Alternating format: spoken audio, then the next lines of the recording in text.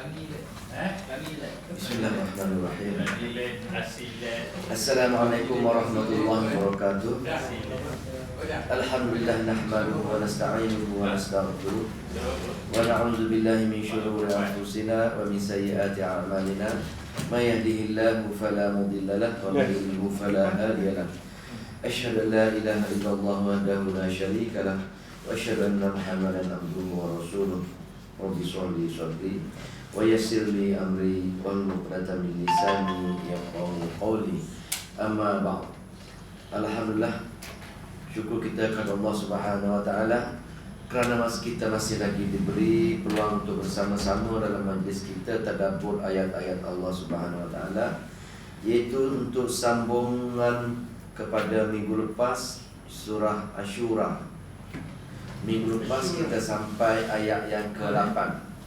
Hari ini kita mula ayat yang ke-9. Muka surat 483.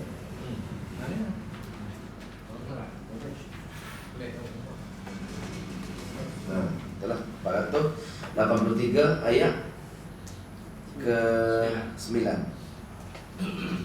Kita baca sama-sama insya-Allah.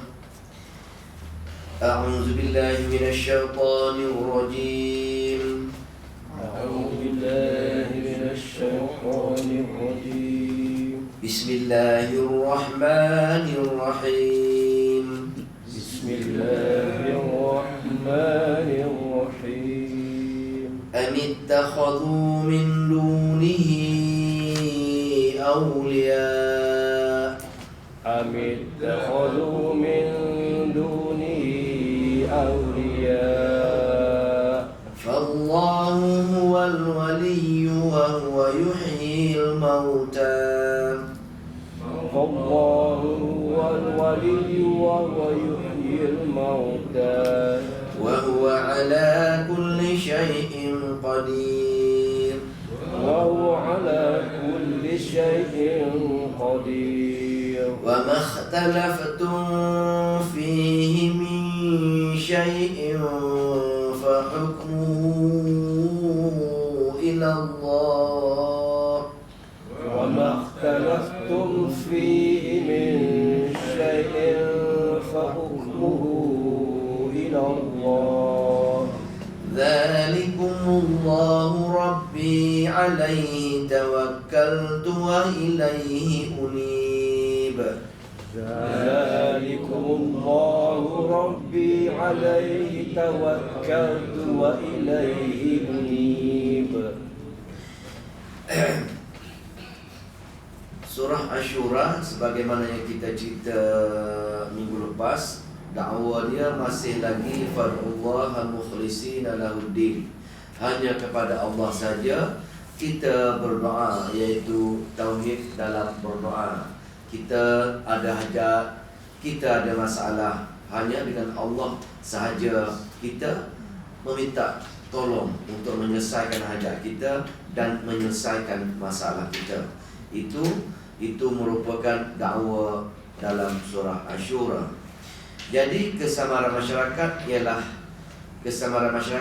mereka juga mempunyai dalil daripada kitab-kitab karangan manusia lain yang tak berpegang kepada hujah Al-Quran dan Sunnah. Mereka mengatakan mereka di pihak yang betul, iaitu ada dalam dalil kitab-kitab yang mereka baca mengatakan boleh kita meminta pertolongan juga untuk sebarang hajat dan sebarang masalah kepada selain daripada Allah Subhanahu wa taala. Jadi Allah tegaskanlah surah Asyura itu merupakan kesamaran mereka, kesilapan mereka. Dalam Al-Quran Allah ceritakan kesemua ilmu tauhid dalam kesemua nabi-nabi dahulu benda yang sama, iaitu fad'ullaha mukhlishina lahuddin. Kita tidak dibenarkan memohon untuk sebarang hajat dan sebarang masalah selain daripada Allah Subhanahu wa taala. Allah tegaskan dalam ayat 13, ayat 14 kita baca dulu, iaitu kesamaran masyarakat, bahawasanya fad'ullaha mukhlishin Allah tetapkan pada nabi-nabi dahulu lagi, sehinggalah sekarang ini tidak sekali-kali boleh kita bergantung harap kepada selain daripada Allah Subhanahu wa taala. Jadi ayat-ayat lain nak buktikan kesamaran tersebut.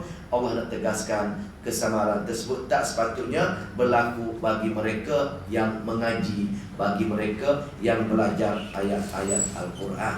Jadi kita dah mempelajari ayat-ayat Ghafir, kita dah pelajari ayat-ayat surah Fussilat, kita dah pelajari surah ayat-ayat Ashura. Dah jelas akidah kita. Kita sama sekali kita tak boleh bergantung harap untuk perkara-perkara luar asbab kepada selain daripada Allah Subhanahu wa taala. Atas perkara-perkara dalam lingkungan asbab dia kita boleh guna, tetapi pergantungan masih lagi kepada Allah Subhanahu wa taala. Dalam asbab kita boleh guna, pergantungan masih lagi dengan Allah.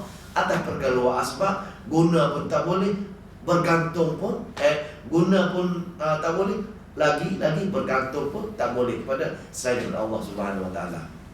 Itu penjelasan oleh surah Ashura. Maknanya kalau mereka berpegang kepada dalil-dalil mereka, katakan dalil mereka itu adalah dalil-dalil palsu. Kalau mereka berpegang pada Al-Quran yang mereka tafsir itu daripada ahli-ahli tafsir palsu. Kalau mereka berpegang pada hadis, dan dalil itu adalah merupakan dalil hadis-hadis palsu. Ashura jawab persoalan mereka. Jadi berbalik semula kita kepada ayat yang kita baca hari ini, kesinambungan dia daripada ayat 7 dan ayat 8 minggu lepas. Ayat 7 Allah ceritakan bahawasanya dia yang menurunkan wahyu, iaitu dalam bentuk Al-Quran, dalam bahasa Arab. Dalam Al-Quran ada pengajian ilmu tauhid. Perkara paling penting ialah fadlullah. Perkara penting ialah tauhid dalam berdoa. Ini itu hanya minta tolong Allah saja dalam bahasa Arab untuk kita baca dan kita pegang perkara-perkara tersebut. Jadi bila Nabi Muhammad SAW terima Al-Quran daripada wahyu dia pun Allah minta dia sebarkan kepada penduduk Mekah dan penduduk sekitarnya. Bila penduduk sekitarnya dapat Al-Quran, dapat ilmu wahyu, baca, faham, betul-betul faham dan amalkan benda tersebut, baru memenuhi keperluan arahan Allah kepada seluruh hamba-hambanya di situ. Jadi dalam ayat 8 pula Allah ceritakan pula maknanya manusia di hari pembalasan terpecah dua. Satu masuk dalam syurga, satu diumpankan dalam neraka. Jadi Allah ceritakan sesiapa yang pegang kepada Al-Quran, faham Al-Quran, amalkan Al-Quran, dia akan dengan rahmat dia akan pilih ke syurga dia. Sesiapa yang tak nak belajar Al-Quran, tak nak percaya dengan Al-Quran, dia akan takdirkan letak dalam neraka dia. Ini perbezaan dia dua kelompok tersebut. Satu kelompok yang dimasukkan ke dalam syurga dia, satu kelompok lagi diumpankan ke dalam neraka dia. Itu yang Allah, yang dua-dua ayat yang Allah ceritakan pada minggu lepas, iaitu dia kata separuh tu fariqum fil jannah wa fariqum fis sa'ir, separuh pergi pada syurga, separuh pergi pada neraka. Maka kita yang memahami ayat-ayat Allah, kita berdoa dengan Allah, mudah-mudahan Allah golongkan kita dalam golongan fariqum fil jannah. Maka kita dimasukkan dalam jannah Allah Subhanahu wa taala, insya-Allah ya. Ayat yang kita baca malam ni pula, iaitu bila kita diumpankan ke dalam neraka, dalam neraka Allah kata tiada seorang pun yang boleh tolong kita lagi. Maksudnya hanya Allah saja yang boleh tolong kita. Jadi bila kita telah mensyirikkan dia, kita lawan dia, kita tak terima ayat-ayat dia, kita zalim dengan diri kita sendiri. Kita cerita definisi zalim ialah meletakkan benda pada tempat yang sebetulnya itu zalim. Zalim ini ialah definisi dia meletakkan benda bukan pada tempatnya, itu zalim. Maknanya kita sebagai hamba, dia sebagai Allah, tiba-tiba kita nak rasa kita lebih hebat dari Allah. Mana boleh kan? Ini zalim. Jadi manusia itu menzalimi diri sendiri. Atas hal itu dia letakkan kita dalam masuk golongan fariqum fis sa'ir. Golongan kita masuk dalam neraka dia. Jadi ayat kita baca hari ini iaitu ayat yang ke-9. Allah tanya dalam bentuk pengulangan teguran yang keras, pengulangan kepada teguran yang keras. Zajrun, ibadah i'adah zajrun. pengulangan kepada teguran yang ikhlas. Allah tanya, Amit takhadu min dunihi awliya. Wahai hambaku, adakah kamu sanggup mengambil ilah-ilah lain, sesembahan lain sebagai pelindung kamu? Ini Allah tanya kita. Pasal atas dunia ini dah dalam Al-Quran dia dakwah surah kita, Fadullah mukhlis dalam din. Kamu berdoa minta tolong, kamu ada hajat, kamu ada masalah, bagi tahu aku. Tapi manusia ni zalim, manusia tak mengaji Quran ini, melawan Allah. Jadi mereka memuja juga. Di samping Allah, mereka juga memohon kepada benda-benda lain. Hati dia masih bergantung harap kepada selain daripada Allah Subhanahu Wa Taala. Mana itu tidak dibenarkan.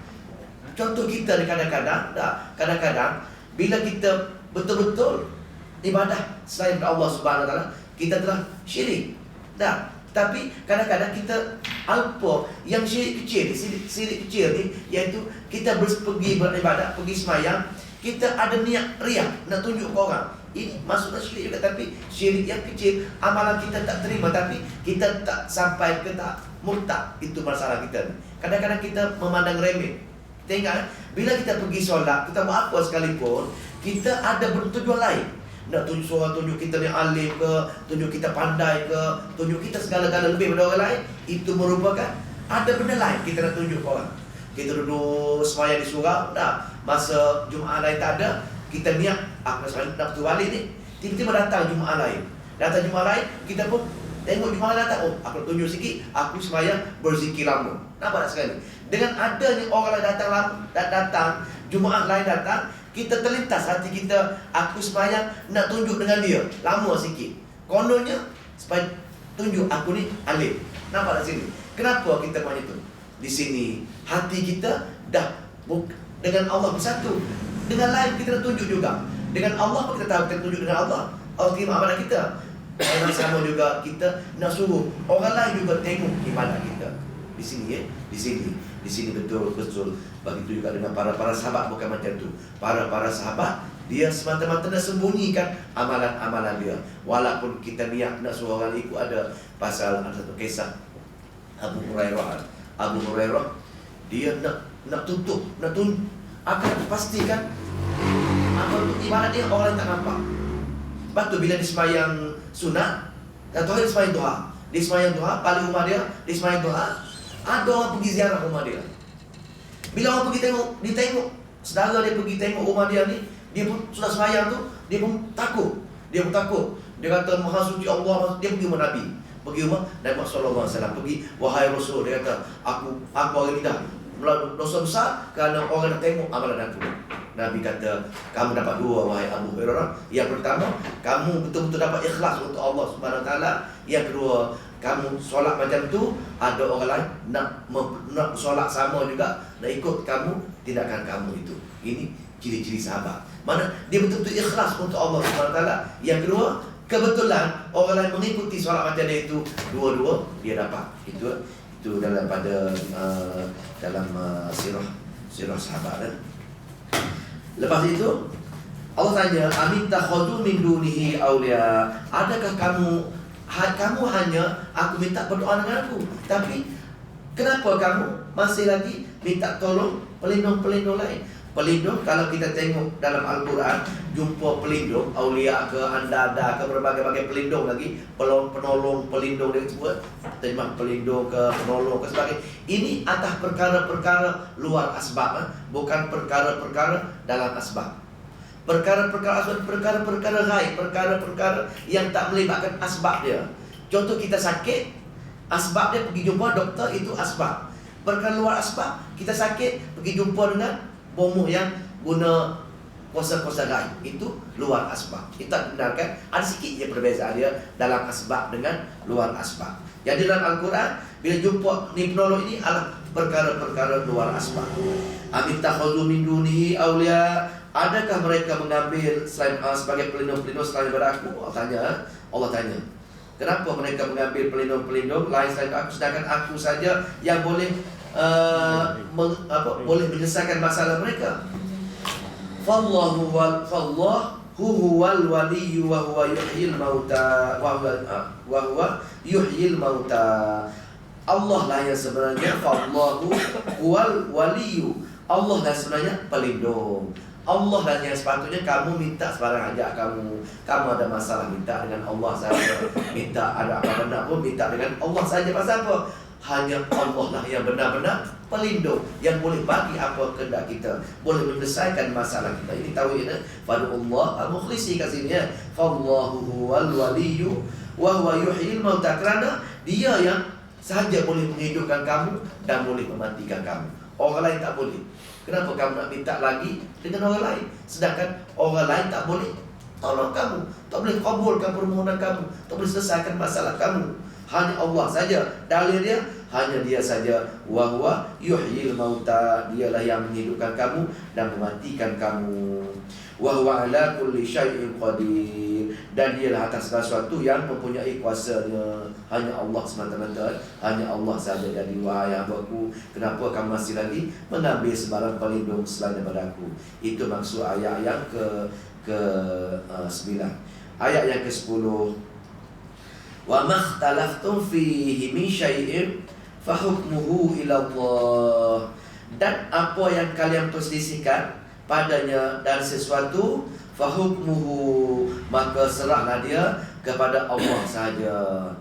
Dalam kehidupan dunia, kita sering berselisih mengenai perkara-perkara arahan-arahan Allah. Bagi dalam kita baca Al-Quran, kita akan perselisihkan.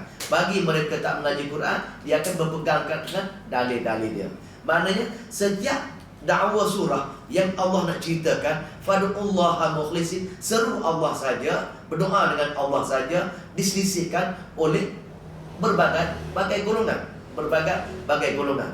Jadi mereka yang mengaji Quran pegang betul-betul Fadullah mukhlisin lahuddin. Pegang betul-betul. Mereka tak nak mengaji Quran, dia kata, apa salahnya aku minta doa dengan benda-benda lain juga. Aku dapat pun aku apa yang aku minta. Aku dapat pun. Aku nak kaya, aku dapat pun. Tapi yang tadi pun dapat juga ada benda tu. Tapi dia pegang betul-betul pegang, minta dengan Allah Subhanahu Wa Taala atas perkara asbab. Jadi kalau diselisihkan, wa makhtalaftum fihi min syai'in fahukmuhu ila Allah. Kalau kamu perselisihkan benda-benda tersebut ini, dah hanya kembalilah kepada Allah saja. Pasal apa? Allah turunkan Al-Quran. Kembalilah pada Al-Quran dan As-Sunnah. Dalam ayat lain, dalam surah An-Nisa sebagai contoh, banyak Allah ceritakan, jika kamu bermasalah dengan berbagai perkara, kembalilah kepada Al-Quran dan Rasul kami. Dua perkara kita, bila kita berselisih atas satu perkara, kembalilah kepada Al-Quran dan Sunnah. Semua kata macam ni Tapi bagi mereka yang bukan dalilnya, walaupun dia kata macam tu, mulut saja, tapi hati dia masih, dia berselisih. Dia tak setuju dengan mereka yang baca, yang memahami Al-Quran. Jadi Allah kata, wa makhtalaftum fihi min syai'in fahukmuhu ila Allah. Kembalilah kepada Allah. Dan dalam tafsir lain, Al-Quran dan Rasulnya seperti mana yang ditunjukkan oleh Rasulnya, iaitu sunnah Rasul ya. Dua situ Jadi dzalikumullah, demikianlah Allah Tuhanku, alaihi tawakkaltu, kepadanya lah aku bertawakal. Maknanya Allah turunkan Al-Quran untuk menyelesaikan persisian kita. Kita ada masalah, kita kata amalan kita macam ni, B kata tak betul amalan kita, bersisih antara dua perkara. Jadi kita kena rujukkan dalam Al-Quran, rujuk sunnah. Tetapi kalau tak betul juga, dia masih berkekal, kita serah pada Allah. Allah akan tunjukkan bila hari kita pergi jumpa dia nanti. Cuma atas dunia ini, urusan dia, rujuk Quran dia. Maksudnya dalam Al-Quran dah ada keputusan bagi mereka-mereka yang belajar. Bagi mereka yang nak belajar, Al-Quran dah ada keputusan, dipanggil keputusan teori. Keputusan teori dah ada dalam Al-Quran bagi mereka yang mengaji Al-Quran dan belajar. Keputusan amali, bila kita mati, kita jumpa Allah, baru Allah balas. Ini sebenarnya di atas ketelanjuran kamu tak nak mengaji, kamu teori kamu tak betul, dunia dulu, aku akan balas neraka aku bila kamu jumpa aku nanti. Dah. Dua-dua dah ada sekarang ini. Kita yang mengaji Quran, alhamdulillah, kita dah mempelajari hukuman keputusan teori oleh Allah dengan cara kita belajar yang Allah tegaskan dalam ayat dia dalam ilmu tauhid, iaitu fad'ullaha mukhlisin, tauhid dalam berdoa, dalam tauhid dalam beribadah. Dua perkara ni, dua perkara paling penting Al-Quran, tauhid dalam berdoa dan tauhid dalam beribadah. Hanya dengan Allah kita beribadah, hanya dengan Allah kita minta doa. Iyyaka na'budu wa iyyaka nasta'in. Ini perkara paling penting kan. Iyyaka na'budu, hanya kepadamu saja Allah aku ibadah, hanya kepadamu saja Allah aku minta tolong. Dua perkara pokok tersebut dah jelas. Dah ada dah keputusan mereka yang mengaji Al-Quran. Tetapi mereka yang tak mengaji Quran, mereka berpegang pada teori mereka. Tapi bila dia mati, nanti Allah kata, di itu aku akan balas, aku akan ceritakan balik keputusan amali aku itu. Kamu menyanggahi ayat-ayat aku atas dunia, kamu tak pelajari ayat-ayat aku atas dunia, maka aku akan balas kamu dengan neraka jahanam aku. Nah itu fariqu fi sa'i, balik pada ayat tadi balik. Sebagai mereka akan masuk neraka jahanam ya.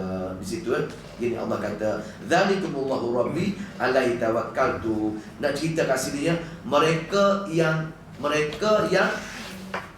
tak nak belajar, mereka yang tak memahami ayat-ayat Allah akan dibalas amali. Pasal apa? Pasal dia tak tahu hukuman dah ada, hukuman teori dah ada dunia ni. Buat macam ni, menyanggahi Allah ini macam dia akan balas-balas macam tu. Ini maknanya kita semacam mana pun kita jangan jadi sombong dengan kejahatan. Kita jangan jadi amalan kita ni kita kena ada ilmu bahawa kita boleh mengamali ilmu kita itu. Tak macam saya cerita dulu kisah Kaldai dah. Bodoh-bodoh Kaldai pun dia orang buat garam duduk dalam sungai itu, bila garam hancur tu dia pun ingat, dia pun oh bagus juga garam ni, dia pun boleh berjalan pasal garam tu dah kering kena air tu, dah hilang. Dia pun ingat bagus Kaldai ni. Dia pun duduk, lain kali dia pun duduk dalam sungai, habis garam tu dia pun berjalan sungai. Mana dia ingat cerdik Kaldai ni. Dah ada juga Kaldai bodoh ini. Dia tengok kawan dia tu Kaldai rupanya di jalan terletih masuk sungai. Dia pun duduk baris sekejap. Bila tu dia pergi cegah. Rupanya dia bawa kapas. Dia duduk tu penuh air masuk dalam kapal dia. Dia jadi berat. Lagi letih langsung dia tak boleh nak cross sungai tersebut. Itulah kebodohan. Kebodohan nak cerita di sini ya. Dia hanya tengok kawan dia saja tanpa belajar. Dia tengok kawan dia buat, dia pun ikut. Kawan dia tadi berdasarkan dalil, dia pun nak ikut kawan dia tadi. Orang kata boleh buat macam ni, dia pun buat macam tu. Itu story cerita dia. Nak ceritanya amalan kita suatu mesti kita kena pegang dalil daripada Al-Quran dan Sunnah, bahawa kita boleh mengamalkan setiap amalan tersebut. Lepas tu ayat yang seterusnya, ayat yang ke-11. Tak boleh lagi. Dzalikumullahu rabbi alaihi tawakkaltu wa ilaihi unib. Maknanya kepada Allah saja kita menyerahkan 100% hukuman tersebut kerana dengan dia tempat kita kembali itu menemui Allah Subhanahu Wa Taala. Dengan Allah kita akan kembali semula untuk menemui dia, nak kembali kepadanya semula. Jadi bila kita nak menemui dia semula, kita tak ada pilihan, kita suka kena memahami ayat-ayat Allah Subhanahu Wa Taala, kerana ini sajalah satu-satunya ilmu yang Allah turunkan kepada kita supaya kita betul-betul pegang sebagai ujian. Kalau kita fail ujian ini, maka kita tak boleh menemui Allah nanti. Bila kita fail, Al-Quran ini merupakan ujian. Ujian kita semacam ujian peperiksaan. Allah bagi Al-Quran untuk kita pass periksa. Al-Quran sebagai tanda dia. Kalau kita tak faham Al-Quran, tak beramal dengan Quran, bagaimana kita nak pergi menemui Allah? Kita fail dalam periksa kita. Pasal Al-Quran merupakan tahap ujian yang Allah turunkan kepada manusia. Nabi Adam nanti dia kata, wahai Adam, pegang betul-betul kitab hidayah aku. Kalau kamu pegang kitab hidayah aku, maka kamu boleh menemui aku dengan tanpa takut, dengan ragu lagi. Itu dengan Nabi Adam. Jadi kita pun macam tu. Bila Allah turunkan Al-Quran kita sebagai ujian, kalau kita belajar, kita faham, insya-Allah kita boleh menemui Allah dengan tanpa duka cita dan tanpa takut lagi. Itu maknanya Al-Quran merupakan ujian Allah Subhanahu Wa Taala untuk kita memahami dia dan mengamalkan dia dan menyampaikan kepada kawan-kawan kita yang lain lagi. Lepas itu ayat yang ke-11, Fatirus samawati wal ardi. Allah ni sebagai dalil akli. Dalil akli Allah nak ceritakan hanya dia saja tempat yang kita nak minta sebarang masalah, nak ajak nak masalah, hanya Allah saja tempat kita berdoa. Fatirus samawati wal ardi. Allah lah yang mencipta langit dan bumi. Dia itulah dalil akli untuk kita berfikir. Jangan kita mengatakan langit dan bumi berlaku dengan sendiri. Allah menceritakan dia yang mencipta langit dan bumi. Ja'ala lakum min anfusikum azwaja. Dan dia menjadikan kamu dan min anfusikum azwaja, dan pasangan-pasangan kamu. Kita dari sisi kita pun Allah yang buat, Allah yang cantumkan. Nak cerita dalil akli untuk kita meyakini mana bukan hak kita, bukan kepada kita yang dapat semua ni. Kita pasal kita ni Allah dah tetapkan. Aku buat bumi, aku buat langit, aku buat kamu, aku jadikan pasangan kamu. Semua sekali Allah kata dia yang buatnya. Kenapa kamu masih lagi nak bergantung harap kepada selain aku lagi? Wa minal an'ami azwaja. Dan binatang-binatang ternakan dan pasangan-pasangan dia aku buat juga. Biri-biri jantan dan biri-biri betina, lembu jantan dan lembu betina, Allah yang buat juga. Dan kita dalil dia. Yazru'ukum fi dan menjadikan kalian berkembang biak, beranak pinak semuanya, ramai manusia ramai, binatang ramai. Allah yang uruskan juga. Itu merupakan urusan Allah sebenarnya.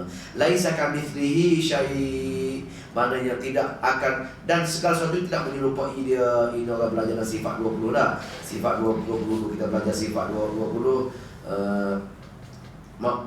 Makhlufatu lil hawadis, makhlufatu lil hawadis. Allah tidak menyerupai dengan benda-benda lain, kan? Ini orang belajar sifat 20, dia belik pada sini, dia ambil daripada laisa kamitslihi syai'un, dia ambil daripada Allah tidak menyerupai dengan sesuatu pun. Wa huwas samiul basir, dan dia Maha mendengar dan dia Maha melihat. Kenapa? Kerana Allah sahaja yang berkuasa, Allah sahaja yang mempunyai kudrat, Allah sahaja yang bijaksana. Dan bila kamu berdoa dengan dia, bila kamu ada hajat, kamu masalah, dia saja yang mendengar permohonan kamu, dia saja yang melihat keadaan kamu.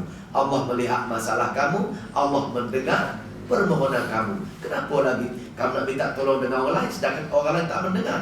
Nah itu kan. Jadi Allah Maha mendengar, Allah Maha melihat. Kamu ada masalah, kamu ada hajat pun, Allah yang melihat kamu, Allah yang mendengar rintihan kamu.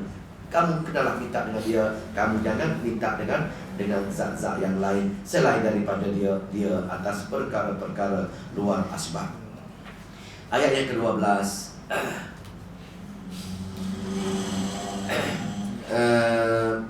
Lahu muqalidus samawati wal ardi. Lahu muqalidus samawati wal ardi. Baginya muqalid, kunci perbendaharaan, kunci perbendaharaan. Muqalid dus samawati wal ard. Baginya sahaja kena tambah. Dia dalam bila saya mengaji dulu, saya ingat ni, dia kata perkataan lahu ni, lahu ayat Al-Quran lahu biasanya dia duduk di belakang. Di belakang. Satunya muqalidus samawati wal ardi lahu. Itu biasanya bahasa Arab. Tapi ayat ni lain. Dia lahu dia takdimkan, bukan takhir. Lahu dia ni ditakdim, didahulukan. Jadi bahasa Quran bila lahu didahulukan, ditakdimkan, maknanya dia kena ganti dengan ayat sahaja. Itu orang belajar tafsir. Kalau kita belajar ilmu tafsir, kalau lahu itu duduk di depan, ditakdimkan lahu, dia ada kena taruh, kena taklis. Bahasa tak sempurna bahasa kalau tak tambah sahaja. Dia memberi maksud yang lain. Ingat lahu. Kalau kita lahu duduk belakang, tak menjadi, tak boleh terjemah macam tu. Jadi di sini lahu ni baginya sahaja, bukan hak orang lain. Hak Allah. Allah sahaja memiliki kunci perbendaharaan. Allah sahaja. Pasal kalau kita kata bukan sahaja tadi, orang lain pun kita boleh minta doa juga untuk rezeki. Tak boleh. Maknanya hanya Allah saja memegang kunci kekayaan, kunci rezeki, kunci perbendaharaan. Hanya Allah saja yang pegang. Ada saja. Lahu muqallidu, hanya Allah, bagi Allah saja memegang kunci perbendaharaan, kunci kekayaan, khazanah. Muqallid kunci kekayaan, kunci rezeki. As-samawati wal ard, langit dan di bumi. Segala kunci kekayaan tu hanya Allah yang pegang. Nak bagi rezeki ini hanya Allah yang pegang. Tetapi dalam masa yang sama Allah bagi ikhtiar manusia, bagi akal kita untuk berfikir, untuk bergerak, untuk bekerja. Dua perkara sini. Dua perkara. Kunci dia pegang, kita kena minta dengan dia. Tapi dalam masa sama kita kena berikhtiar, berusaha, baru dapat kunci tersebut. Itu maknanya Allah anugerahkan akal untuk kita berfikir, dan dia yang menentukan kunci. Jadi kita kena minta dengan dia, dan kita berusaha, kita berikhtiar mencari rezeki tersebut, baru dia bagi kunci dia tersebut. Atau dia lah, dia bagi ke, dia tak bagi pasal kunci dia pegang. Kalau dia bagi pun kunci tersebut, dia bagi kunci kekayaan kita, kita berdoa dengan dia, kita berusaha, dia bagi kunci, kita kaya. Kaya itu bukannya kebenaran, bukannya kita benar. Kaya sebenarnya, Allah bagi kaya aku, sayangnya Allah aku, bukan macam tu. Kunci dia bagi kita tu atas ikhtiar kita untuk menguji kita. Itu dia. Allah pegang kunci, kita minta dengan dia, dia bagi akal untuk kita berikhtiar, kita dapat, dia bagi kaya kita, dia mohon doa kita. Maknanya tak semestinya dia sayang kita, tapi dia uji kita dengan menyerahkan kunci tadi, kita menjadi kaya, tapi itu ujian kita. Ingat, ini ujian, kaya ujian. Dan dalam masa yang sama juga, kita berdoa dengan dia, kita berikhtiar, tapi kunci tak bagi, kita disempitkan rezeki kita. Itu pun ujian. Kaya pun ujian, miskin pun ujian. Di kita sini, kaya pun ujian, miskin pun ujian. Walaupun Allah pegang kunci, yaitu laut muqalidus samawati wal ardi, laut maqalidus samawati wal ardi, yabsutu rizqa liman yasha wa yaqdir. Dia panjangkan rezeki, dia lapangkan rezeki. Tak, tengok tu, kita berdoa dengan dia, kita ikhtiar, dia lapangkan rezeki. Rezeki ni pun kita kena terjemahkan untuk ujiankan. Kita kena ingat bab rezeki ini, bab rezeki ini, bila kita dapat rezeki dalam ada kisah sahabat. Satu orang Yahudi, saya tengok ditanya satu sahabat, dia kata, siapakah golongan-golongan yang amat mula-mula mengikut ajaran Nabi Muhammad? Sahabat jawab, saya nama sahabat tu, dia kata orang-orang yang bawahan, orang-orang yang miskin, orang-orang yang rendah di kalangan hamba-hamba. Dia kata sama juga dengan agama Yahudi pun, yang ikut agama Muslim pun orang-orang bawahan juga. Nak sabit dengan riwayat ini ialah mereka yang kebanyakan mereka yang mengikuti jalan benar, yang berjaya, yang tak terpedaya dengan dunia, ialah golongan miskin. Ini riwayat. Pasal apa? Pasal bila kita kaya, kebanyakan manusia akan terpedaya dengan kekayaan tersebut. Lepas tu, bila ada kunci kekayaan, kita doa, kita ikhtiar, kita jadi kaya, biasa kita tertewas dengan kekayaan tersebut. Bukan semua, tetapi kebanyakan. Ini pasal apa? Kena ingat ayat ni. Maknanya kita yang bersutur rizqa liman yasha wa yaqdir, maknanya Allah lapangkan rezeki pun untuk menguji kamu, Allah sempit rezeki pun untuk menguji kamu. Dua-dua bentuk ujian. Tetapi kalau Allah lapangkan rezeki kita gunakan rezeki kita itu untuk jalan yang benar, ini ialah semak orang. Lagi pula, maknanya dua tu. Walau kebanyakan orang ni akan lupa. Bila dia kaya, dia tak bersyukur. Bila dia miskin, dia menderita. Tak semestinya orang miskin itu pula ikut Tuhan Allah juga. Tak semestinya juga. Dia ujian, dia tewas. Kalau kita kaya, kita lupa dengan yang Allah bagi rezeki, lupa menggunakan jalan rezeki kita ke jalan Allah balik, kita tertewas. Kalau kita miskin, kita tak tabah mengunguk dengan Allah sebab kita miskin, kita pun tertewas. Dua-dua tertewas. Tertewas dalam ujian kita. Jadi kita fail oleh ujian Allah Subhanahu Wa Taala bagi mereka yang tak mengaji Quran. Kalau kita mengaji Quran ayat ni, kita dah faham dah. Rezeki Allah bagi, kaya pun dibagi untuk uji kamu, miskin pun untuk uji kamu. Jadi kita faham ayat-ayat ni, kita kita pun berubah diri kita. Bila kita kaya, kita bersyukur. Bila kita miskin, kita kena bersabar. Dua perkara itu insya-Allah bila kita pegang betul-betul ayat ni, insya-Allah kita akan faham kedudukan sebenarnya. Innahu bikulli syai'in alim. Sesungguhnya dengan segala sesuatu dia yang maha mengetahui. Allah maha mengetahui di atas rezeki yang dia turunkan kepada kamu. Kamu kaya ke, dia tahu. Nah, kau miskin ke, dia tahu. Jadi dia yang mengatur segala sesuatu tersebut. Buat apa dah? Itu ayat yang ke-12. Ayat yang ke-12. Ayat yang ke-13, ayat yang ke-13. Kena ingat maknanya kebanyakan manusia yang terkandas ialah manusia yang dilapangkan rezeki dia. Manusia yang dilapangkan rezeki dia dan dia lupa untuk membelanjakan balik kelapangan rezeki itu kepada jalan Allah balik. Pasal rezeki ni hak Allah. Dia pinjam kita sementara saja nak uji kita. Adakah kita guna balik yang dibagi kita untuk jalan dia balik? Itu.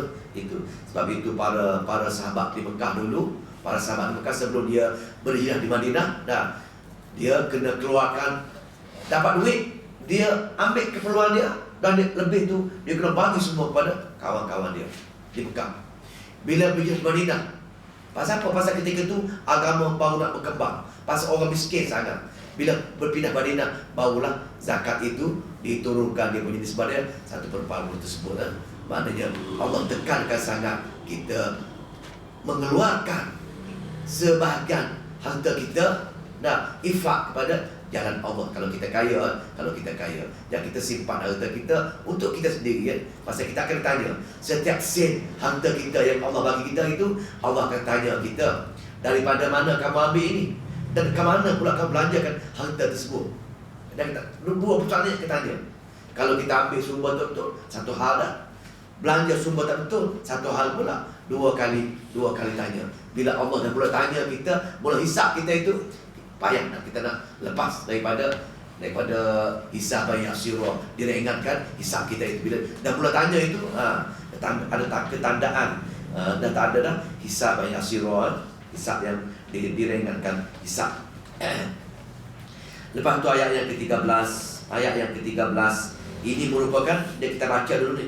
Ini merupakan kesamaran masyarakat. Kita baca mula-mula dulu, iaitu syara'a lakum minad dini ma wassa bihi Nuha wallazi auhayna ilaika wa ma wassayna bihi Ibrahim wa Musa wa Isa an aqimud din wa la tatafarraqu fihi kabura 'alal musyrikin ma tad'uuhum ilaihi Allahu yajtabi ilaihi man yasha wa yahdi ilaihi man yunib. Di sinilah kesamaran yang kita baca masa muqaddimah surah Asyura dulu, iaitu ini Allah telah turunkan syariat. Apa dia syariat? Syariat ini Allah jelaskan. Syariat ini bahasa Melayunya Allah memperjelaskan. Allah memperjelaskan dalam Al-Quran dia, iaitu dari agama dia. Agama ni apa dia agama? Agama pegangan kepercayaan dan amalan cara hidup kita. Agama kita mana Allah telah jelaskan cara-cara beragama kita, cara-cara tauhid kita, iaitu fad'ullah hawa khlisi ihdinas sirat iyyaka na'budu ihdinas siratal mustaqim. Apa tu? Ayat apa? Lupa. Alhamdulillah rabbil alamin maliki iyyaka na'budu wa iyyaka nasta'in. Iyyaka na'budu wa iyyaka nasta'in. Benar tu perkara tauhid tadi. Maknanya Allah telah jelaskan pada nabi-nabi dahulu, itu pada Nabi Nuh, Nabi Muhammad sendiri, Nabi Ibrahim, Nabi Musa, Nabi Isa. Itu nabi-nabi ulul azmi, nabi-nabi, ketua nabi-nabi. Dah jelaskan sama saja, iaitu fad'ullah mukhlishina lahud-din. Ini saja perkara pokok yang dalam ilmu tauhid. Minta tolong Allah saja. Jadi kamu masih lagi nak berpegang pada dalil-dalil palsu kamu, sedangkan Allah kata, aku dah turun dah dalil aku. Kamu tak boleh minta doa, minta hajat kepada selain aku. Untuk Nabi Ibrahim, Nabi Musa, Nabi Isa, Nabi Muhammad dan semua nabi-nabi ulul azmi itu benda sama saja, iaitu apa benda? Iaitu aqimuddin, maknanya aqim, tegakkan agama yang agama tauhid, yaitu fad'ullah mukhlisin iyyaka na'budu wa iyyaka nasta'in. Aqimuddin, perkara mana yang tegakkan tiang agama, tegakkan agama ini. Dan apa tu? Wala tatafarraqu fi, dan jangan kamu pecah, jangan kamu berselisih. Mana Allah kata dah benda ini, tapi kamu masih lagi nak percaya dengan dalil-dalil palsu yang kamu ambil daripada kitab-kitab karangan manusia. Allah ulang balik kesabaran manusia dah. Walau Allah kata macam ni sekalipun, dia kata kabura alal musyrikin, amat berat bagi orang-orang yang tak ni menolak orang-orang, amat berat bagi orang musyrikin untuk menolak perkara-perkara tauhid tersebut. Amat berat. Dia tak boleh terima. Ceritalah macam mana pun dia tak boleh terima. Ini Allah ceritalah Al-Quran dia. Pasal dia masih berpegang dengan dalil yang dia bukan daripada Al-Quran dia, bukan daripada hadis dia. Dia masih amat berat. Kabur alal musyrikin ma tad'uhum ilai, apa yang kamu suruh pada mereka. Kenapa berat? Kerana mereka, kenapa?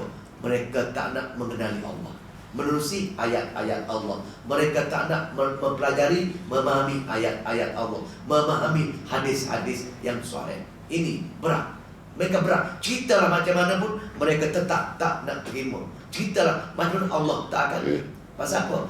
Tak ada inabah, tak ada hidayah, tak ada istiqamah. Maka Allah pun tutup dia, tutup khatam Allah ala qulubihim. Allah tutup segala mata hati dia. Maka berat bagi mereka untuk menerima, berat bagi mereka untuk mengaji Al-Quran, berat segala-galanya. Ini berat kan? Berat bagi mereka. Lepas tu Allahu yajtabi, Allah ya sebenarnya benda ini Allah takdirkan. Allah takdirkan berat.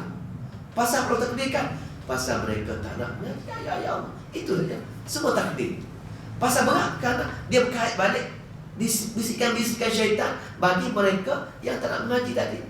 Berat bagi mereka pasal apa? Mereka tak nak mengaji pasal Allah yang berat, pasal Allah yang pilih sesiapa yang dia nak bagi rahmat. Mereka nak kenal aku bagi dengan dia. Mereka nak kenal dengan ayat Al-Quran aku akan bagi dengan dia. Allahu yajtabi ilaihi ma yasha, Allah yang pilih kepadanya siapa yang dia dikehendaki, wa yahdi, yang nak bagi petunjuk. Iaitu bila ada inabah, aku bagi lagi hidayah. Bila dah ada hidayah, aku bagi istiqamah. Bila dah ada istiqamah, aku bagi rabtul qalbi. Allah akan bagi tingkat itu bila orang nak belajar ayat-ayat Allah. Allah kata macam tu, Allah bagi mereka tak nak belajar, Allah pun akan tutup dia. Dia mula melawat, dia mula ragu, betul-betul ragu. Bila ragu dia sesak. Bila sesak dia mula melawat, Allah pun khatam hati dia. Situ Jadi wayadi, dan dia memberi petunjuk ilaihi mayunib, kepada sesiapa yang nak mengenalinya. Tengok Allah kata yang menjadi berat itu pasal apa? Pasal Allah yang memilih. Aku tak akan beri petunjuk pada orang yang tak ada usaha sekarang nak mengenali aku, menerusi ayat-ayat aku. Al-Inabah dan Yunib. Begitu juga dengan ayat yang ke-14 pun kita dah tengok dengan panjang lebar masa mukadimah dulu. Wa ma tafarraqu illa min ba'di ma ja'uhumul ilmu baghyan bainahum. Dan mereka, kita semua ahli kitab ini berpecah belah. Kenapa? Berpecah belah. Satu kata boleh, satu tak boleh tadi. Pasal mereka ada perasaan baghyan, ada perasaan dengki, iri hati dalam hati dia. Ini yang punca dia. Ada baghyan, ada perasaan dengki dalam hati mereka. Walaupun dah ada bukti Allah ceritakan tak boleh juga fadullah mukhlis ini, mereka masih lagi dengki dengan dia. Ada perasaan baghyan dalam hati mereka. Walaula kalimatu sabaqat, dan sekiranya Allah kata mereka, pasal mereka ada perasaan baghyan, mereka melawan ayat-ayat Allah. Allah kata walaula kalimatu sabaqat min rabbika ila ajalin musamma laqudiya bainahum. Allah kata sekiranya bukan Allah takdirkan untuk bukan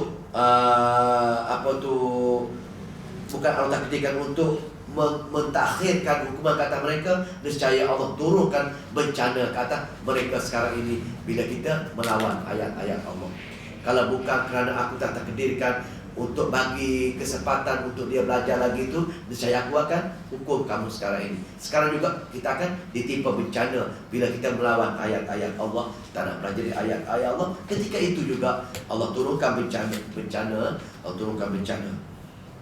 Tapi pasal Allah telah takdirkan macam itu, maka Allah kata ila ajalin musamma la qudiya bainahum, maka ditentukan, pasti akan diputuskan pada hari kemudian nanti.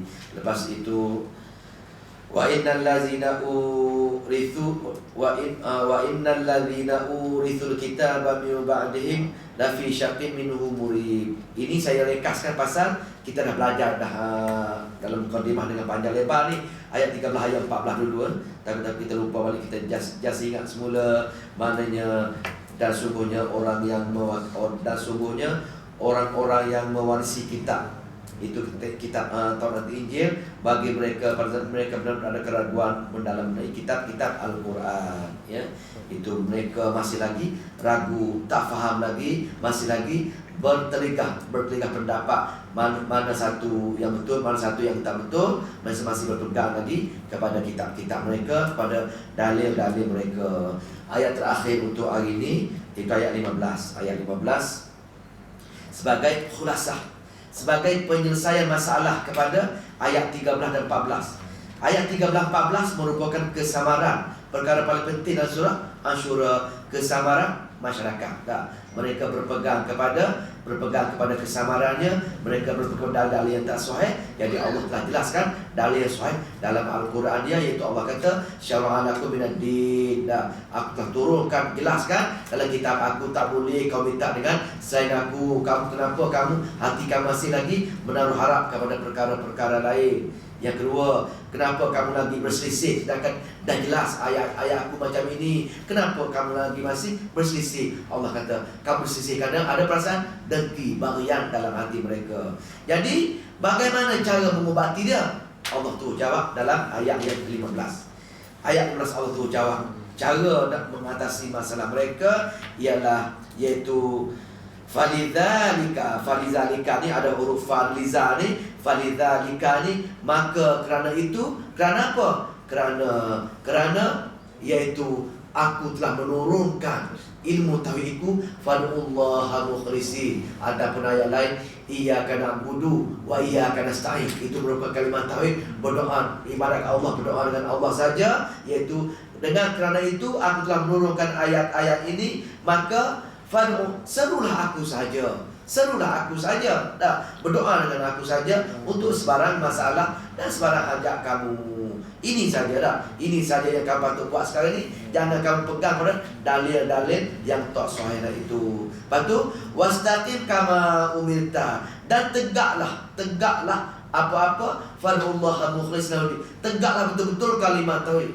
Iyyaka na'budu wa iyyaka nasta'in, tegaklah betul-betul kama umirta, sebagaimana diperintahkan. Setiap amalan kamu kena mengikut seperti mana aku perintahkan. Jangan kamu buat sebarangan amalan ibadat. Jangan kamu buat pandai-pandai kamu.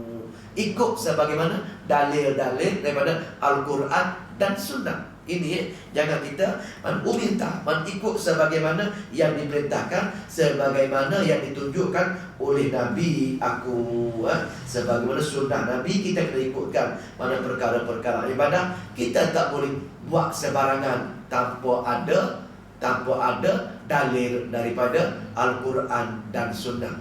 Perkara-perkara ibadah berbeza dengan perkara-perkara muamalah. Perkara-perkara muamalah usulnya semua benda adalah harus, kecuali ada benda yang diharamkan. Usul ibadah pula setiap benda adalah terhenti ataupun tak boleh dibuat ibadah kecuali ada dalil yang membenarkan. Kadang-kadang kita keliru antara usul ibadah dan usul muamalah. Atas waktu itu kita sering menanya dalil kenapa buat perkara-perkara muamalah ini, perkara dunia ini dia kaitkan dengan perkara-perkara ibadah. Kita sering mengaitkan menaikkan benda bid'ah dengan naik kenderaan, makan makanan. Itu perkara-perkara muamalah, bukan perkara ibadah. Kita sering menghina Nabi, walaupun kita tak nampak bukan menghina Nabi, tapi cara pertanyaan kita menghina Nabi. Tak, kita sering mengatakan, oh kalau macam nak ikut sunnah, jangan naik kereta, naik unta lah. Nampak tak? Ini cara menghina Nabi besar kita. Pasal apa? Itu perkara-perkara muamalah. Nabi tak kisah pun perkara-perkara muamalah, kamu lebih pandai. Dah, ada hadis tu, tangan kurma tu, yang sahabat tangan mati kurma dia ke dunia. Itu hak kita. Tapi perkara-perkara agama Nabi kata ikut dia.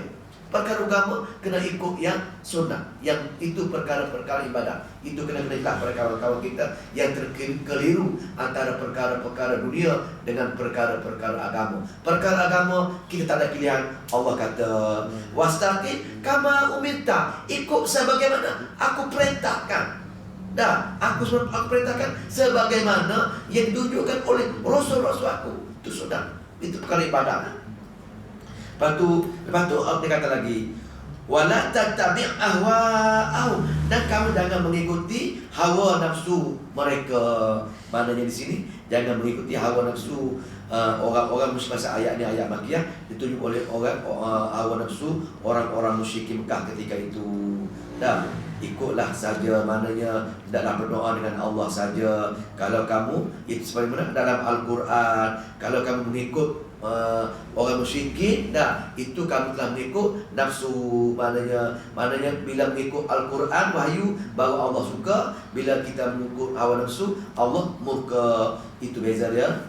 Lepas tu waqul, dan katakan amantu bima anzalallahu min kitab, dan katalah wahai Muhammad, katalah aku beriman. Katalah kata Muhammad kepada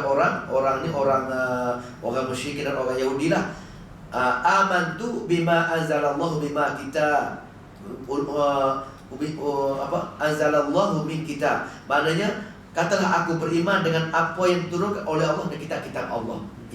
Kelebihan kita orang Islam, kelebihan kita orang Islam, kita beriman, disuruh mengucapkan kita beriman dengan semua kitab-kitab yang Allah turunkan. Berbeza dengan orang Yahudi. Orang Yahudi dia hanya beriman kitab dia saja, dia menafikan kitab Injil dan kitab Al-Quran.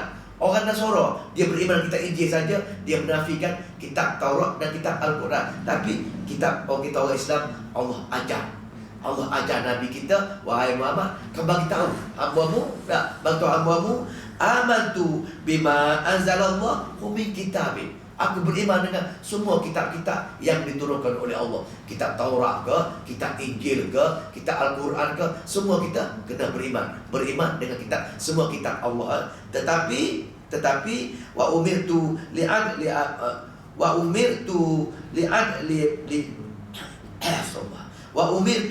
li'adila bainakum, dan aku diperintahkan untuk berlaku adil di antara kamu.